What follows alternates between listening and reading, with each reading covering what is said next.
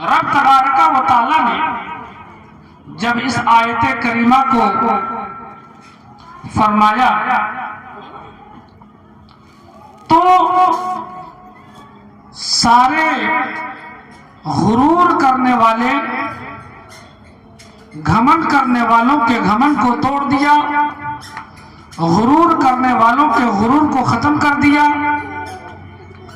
رب تبارک و تعالی نے فرمایا کلو نفس ذائقۃ الموت، موت ایک ایسا جام ہے ہر کسی کو پینا پڑے گا، موت ایک ایسا راستہ ہے جس پہ ہر کسی کو چلنا پڑے گا، چاہے کوئی بھی ہو، کہیں کے بھی ہو، چاہے عربی ہو، عجمی ہو، کالے ہو، گورے ہو، بوڑھے ہو، جوان ہو، بچے ہو، عورت ہو، مرد ہو، کوئی بھی ہو، کہیں کے بھی ہو، موت کے جام کو تو پینا پڑے گا۔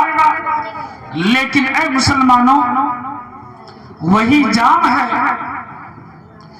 جو اللہ تبارک و تعالی کسی کو پلا کر انعام عطا فرماتا ہے، اور وہی جام ہے جس کو پینے کے بعد لوگ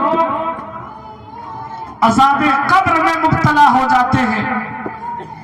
اے مسلمانوں، وہ جام پینے سے پہلے ہمیں اور آپ کو چاہیے کہ پینے کے بعد ہمیں تکلیف نہ ہو، پینے کے بعد ہم چین اور آرام کی زندگی گزاریں۔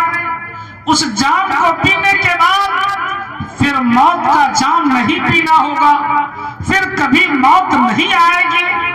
اگر آپ نے اس جام کو پینے سے پہلے اپنی زندگی کے اندر جھانک کر دیکھ لیا ہے کہ میرے پاس کتنے اچھے اعمال ہیں، کتنے برے ہیں، تو پھر اے مسلمانوں، آپ کو پینے کے بعد پتہ چل جائے گا، فوراً اس کا بدلہ مل جائے گا کہ ہم نے دنیا میں کیا کیا ہے، اب ہمیں کیا مل رہا ہے۔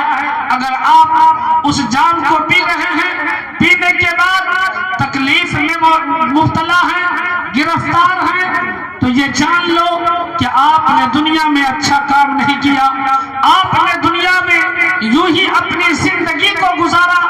بلکہ اے لوگوں، آپ یاد رکھو کہ دنیا یہ ایسی جگہ ہے کہ جہاں پہ آپ نے زندگی کو گزارا، اور گزارنے کے بعد آپ کو اس کا بدلہ، اگر بہتر زندگی گزارا ہے تو اس کا بدلہ دنیا میں بھی ملے گا، اور پھر اس کا بدلہ آخرت میں بھی ملے گا۔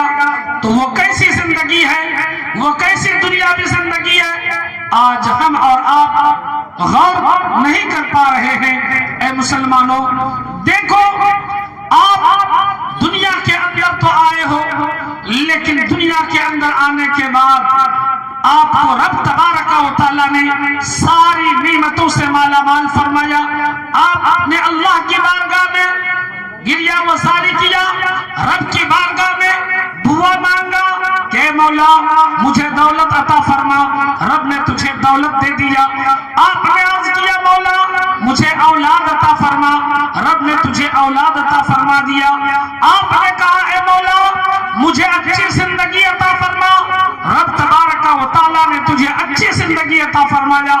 لیکن رب فرما رہا ہے اے میرے بندو، تو نے جو کچھ بھی مجھ سے مانگا میں نے تجھے عطا کر دیا، اور جو کچھ تو نہیں مانگا میں نے اس کو بھی عطا کر دیا۔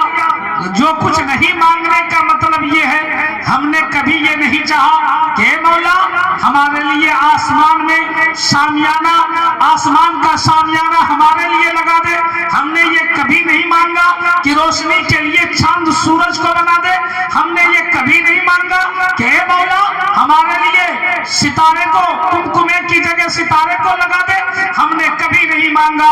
ہواؤں کو رب نے اپنی مرضی سے ہمارے لیے بنایا، چلنے کے لیے یہ زمین رب نے اپنی مرضی سے ہمارے لیے بنایا، آسمان کا شامیانہ رب نے ہمارے لیے بنایا، چاند سورج روشنی کے لیے رب نے ہمارے لیے بنایا۔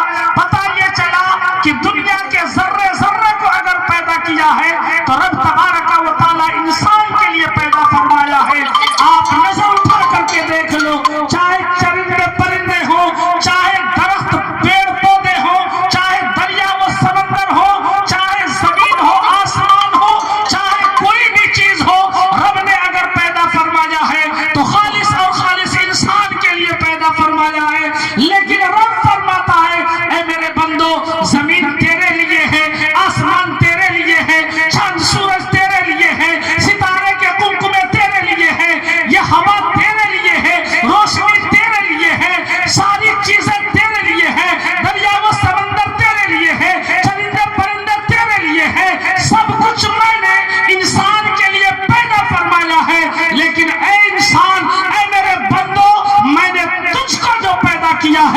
کسی سورج کے لیے نہیں، کسی چاند کے لیے نہیں، کسی درخت کے لیے نہیں، کسی پیڑ پودے کے لیے نہیں، کسی دریا و سمندر کے لیے نہیں۔ اگر میں نے تجھے پیدا فرمایا ہے تو میں اپنی بندگی کے لیے تجھے پیدا فرمایا ہے۔ رب فرماتا ہے کہ اے میرے بندو، میں نے تجھے اگر پیدا کیا ہے تو اپنی عبادت کے لیے پیدا فرمایا ہے۔ اے لوگوں، اگر ہمارے لیے رب نے سب کچھ بنایا ہے تو ہمیں یہ ہمارے اوپر فرض ہے کہ ہم کو رب نے جس کام کے لیے پیدا فرمایا ہے ہمیں اس کام کو انجام دینا چاہیے۔ اب کوئی یہ کہے کہ عبادت کا مطلب کیا مطلب ہے کہ ہر دم ہم عبادت کرتے رہیں، ہر دم ہم نماز پڑھتے رہیں، تو پھر ہم پیٹ بھریں گے کیسے؟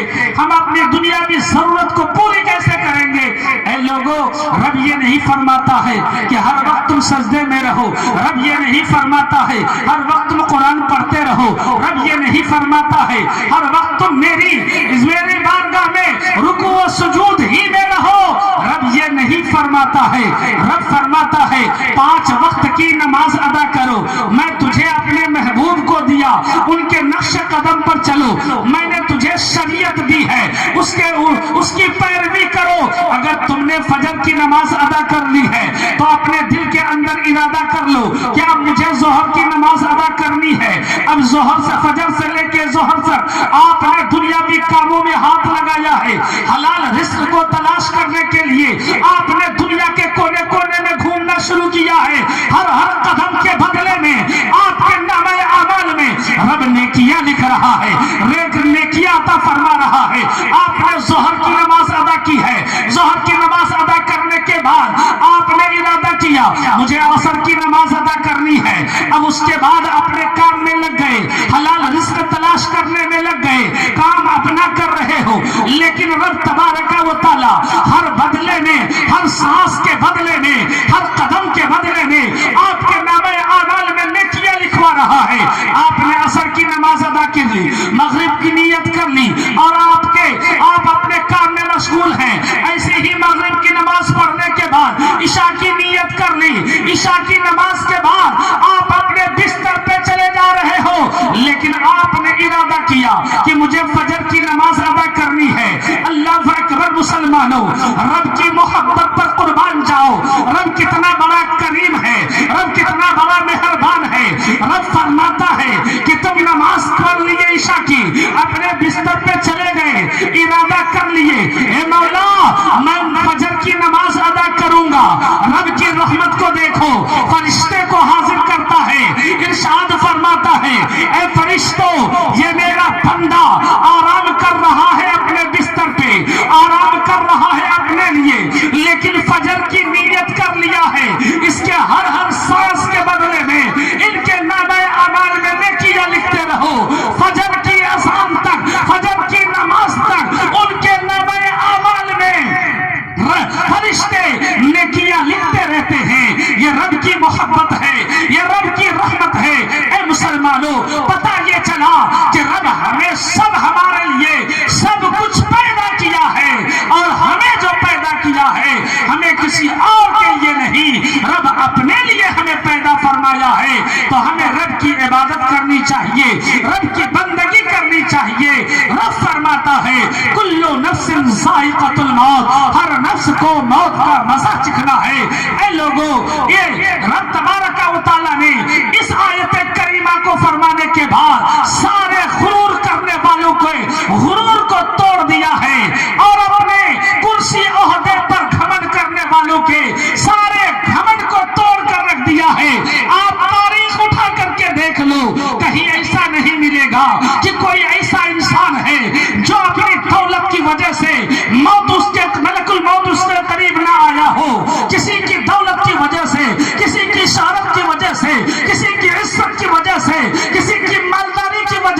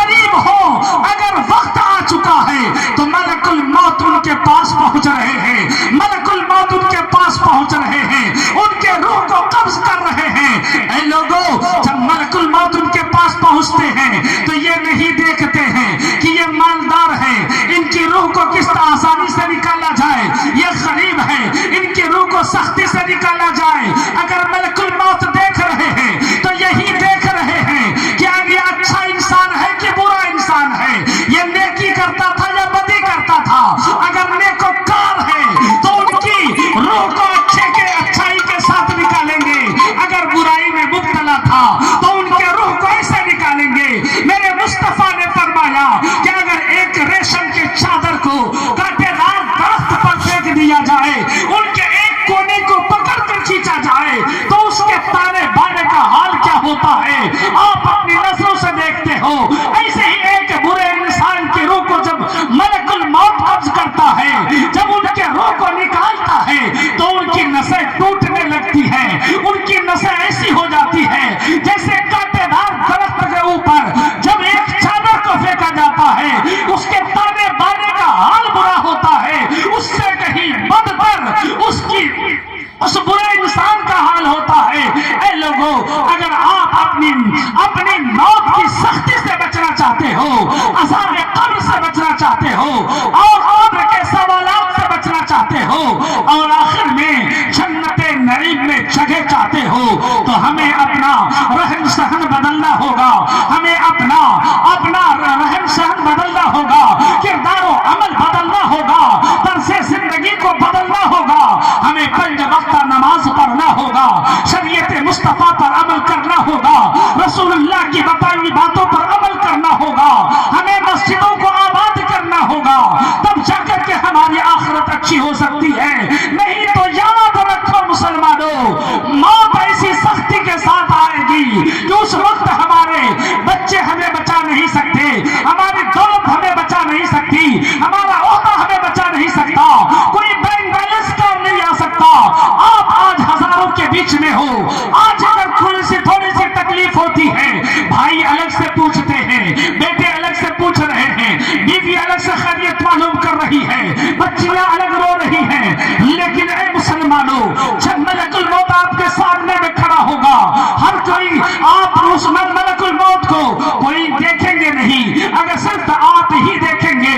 اس وقت اگر آپ کے اعمال اچھے ہوں تو ایک حسین و جمیل انسان کی شکل میں آپ کے سامنے میں کھڑے ہوں گے.